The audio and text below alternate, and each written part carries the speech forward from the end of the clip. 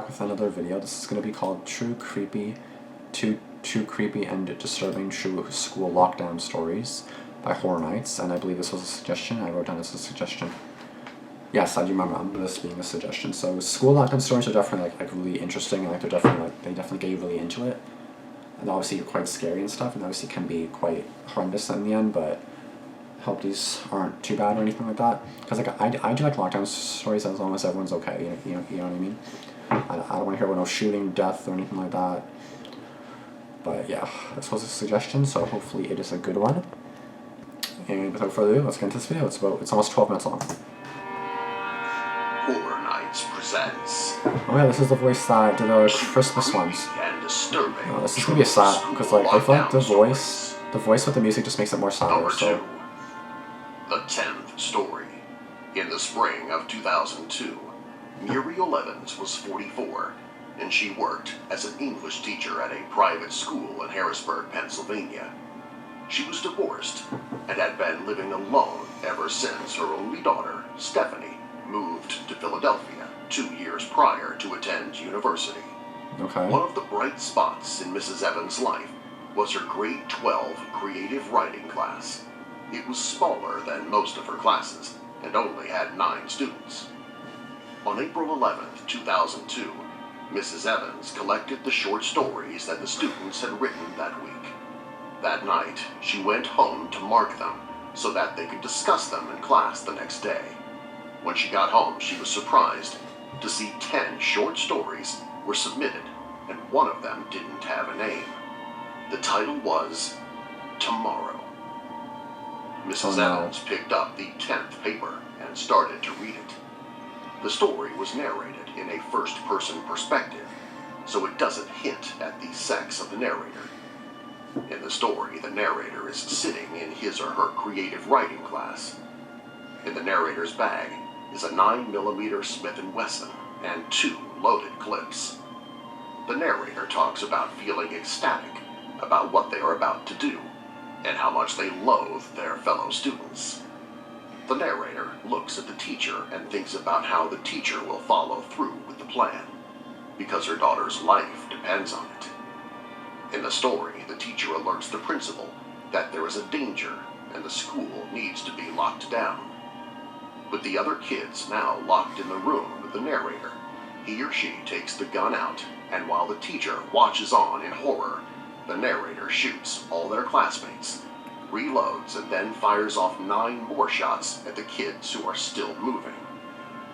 The narrator turns to the shocked teacher, and the last sentence on the page reads, "Thank you, and you can find your daughter." When Mrs. Evans flipped to the next page, there was a picture of her 20-year-old daughter tied up and gagged, and she was lying in a makeshift coffin with the lid open. Oh my god. Mrs. Evans called the daughter's apartment, but no one answered. She also tried her cell phone, but it went straight to voicemail. Shit.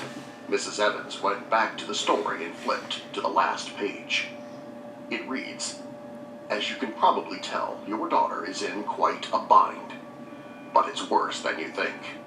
Currently, she is buried somewhere in this vast world, with oxygen tanks that will allow her to breathe for 16 hours in the coffin. That's it? That will give you more than enough time to call the police and save her. But first, you have to do what I need you to do. And now that you've read my story, you know what you have to do. If you call the police, or don't show up, or don't call in the lockdown, you will never find out where she's buried." Oh my god. It then says, "The end." That's honestly... Mrs. Evans had no idea what else to do, so she drove the 2 hours to her daughter's apartment. But she wasn't there. In fact, it looked like there'd been a struggle.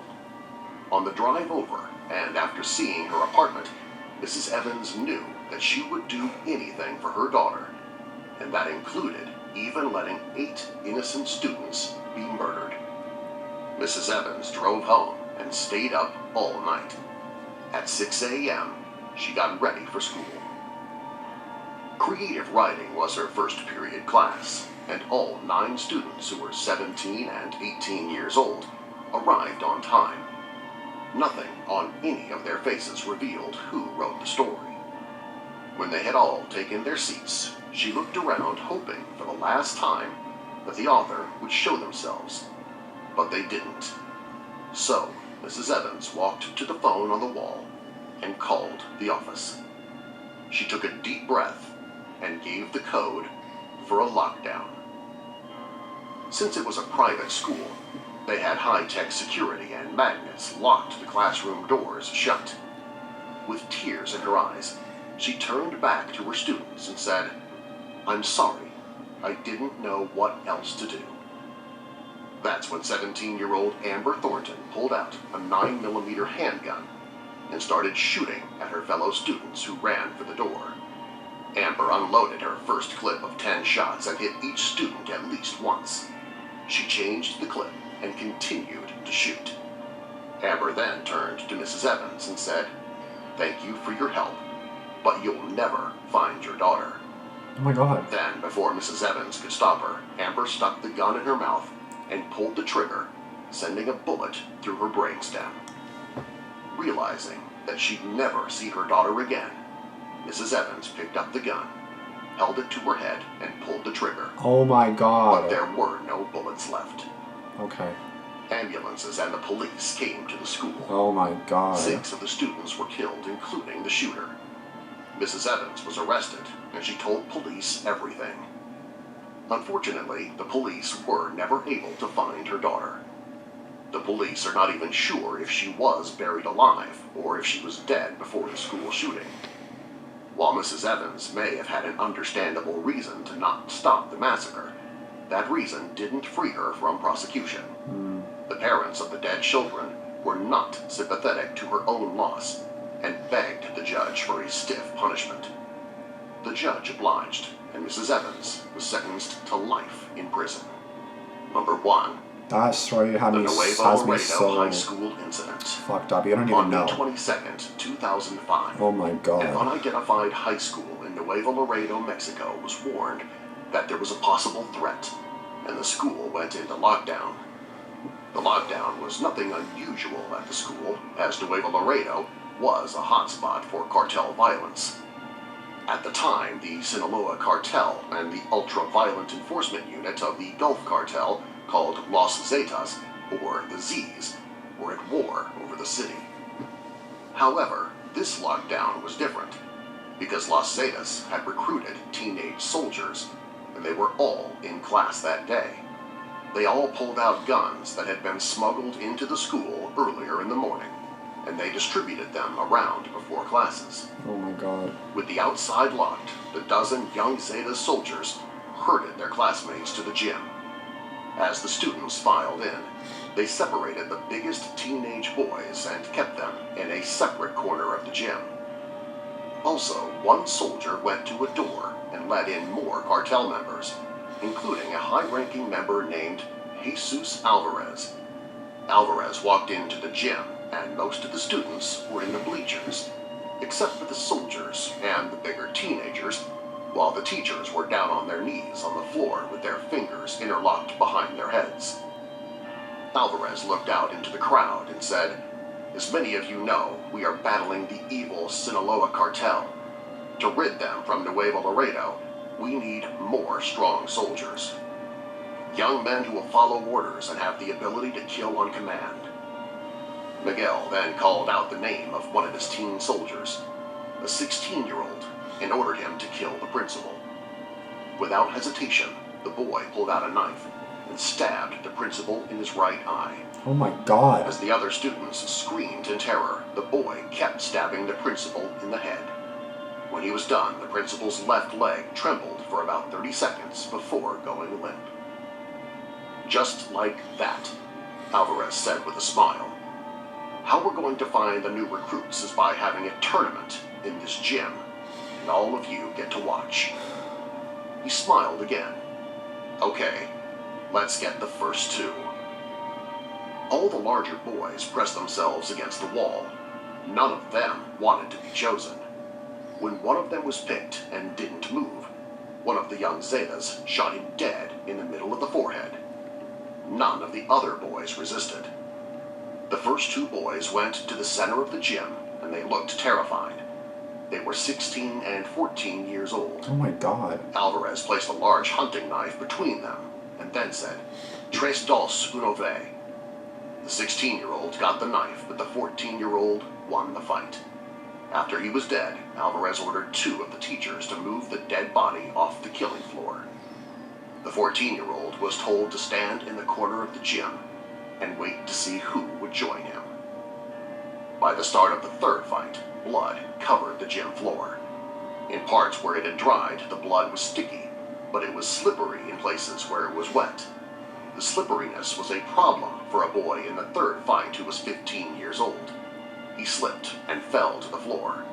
His opponent, who was also 15, grabbed his head and started bashing it into the ground until the distinctive sound of a cracking skull rang through the gym. The fights continued over the next 2 hours. There were 15 in all. Another candidate had to be pulled from the crowd to replace the boy who was shot. The walk-on managed to win because he got his belt off and looped it around his opponent's neck and choked him out. Alvarez told the walk-on to use the knife to finish him off because killing someone through strangulation took too long. So the boy did. With 15 new soldiers, Alvarez said, "Thank you for your attention. And since this is a school, we hope you learned that you do not mess with Los Zetas. Please go, but do not run or scream, or it will be the last thing you ever do." With that, the cartel led their new recruits out of the gym to waiting SUVs. They left the school without being stopped. The brutal crime shocked the people of Nuevo Laredo. It was horrifying even by cartel standards. However, nothing was done about the incident. Los Zetas would go on to take over Nuevo Laredo. They separated from the Gulf Cartel in 2010, and they currently control Nuevo Laredo. Subscribe for more.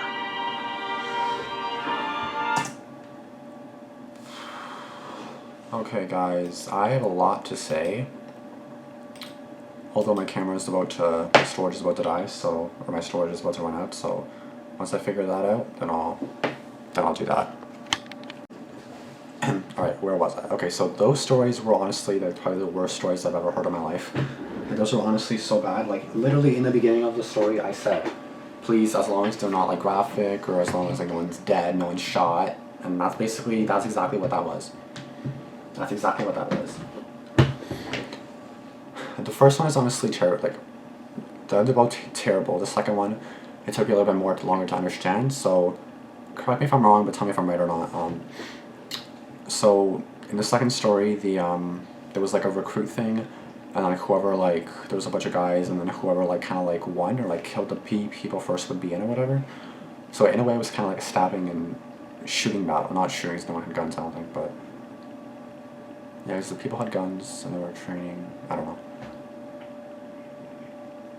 It's like they were trying to get people to join the thingy, and by doing that they had to kill another person, which is insane. 14, 15 years old, what the fuck?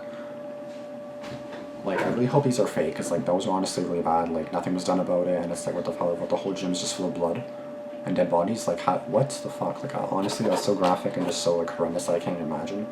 And then the first one is actually more devastating than anything. You have a daughter, you're a teacher, and then literally just go home to grade assignments. You have an extra one, and then you just read that. You're not gonna lie, it was a pretty good plan by the killer, but the fact that you do that, in the instructions she followed it, after all that, it's your, you don't even want to do anything. You love that class, you love it, all that good stuff, and then out of nowhere, when someone's doing an assignment, or when you're taking submissions, right, then you see that. And then she clarified, of course, that the daughter was actually not in her house, because it could have been a prank, and of course you didn't want to do that just for a prank, but then at that point you never know, because at that point your daughter could already be dead, and then you kill 8 more lives, and it's that was honestly so bad though. you put it into lockdown so no one can leave. The student kills everyone, and then herself, and then the teacher wants to kill herself, and I was like, oh my god, like everyone's just committing suicide over here and killing everybody. What the hell is this shit? That was so bad. That was honestly so bad. I don't even know what to say to that. Like, that's so bad. This video was just horrendous. Like, this is exactly what Horror Nights does to you. So anytime I see a Horror Nights video, I'm just gonna make sure that I brace myself, because I know they're gonna be horrendous and graphic and just not good. As in, not a good outcome. But definitely entertaining videos. Definitely had me like, oh my god, you know. But like that was depressing.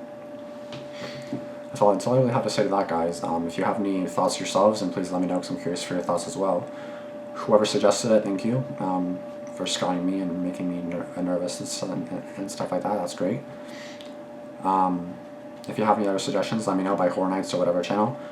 Be sure to like this video if you did enjoy it. Be sure to comment down below anything, like, you know, like your thoughts, anything like that, any suggestions. Be sure to subscribe if you are new, and be sure to turn on post notifications as well, so you never miss any videos that I do upload. I upload 2 videos a day, every day at noon, so stay tuned for those, and I'll see you guys in the next video. Thanks for watching, and peace out.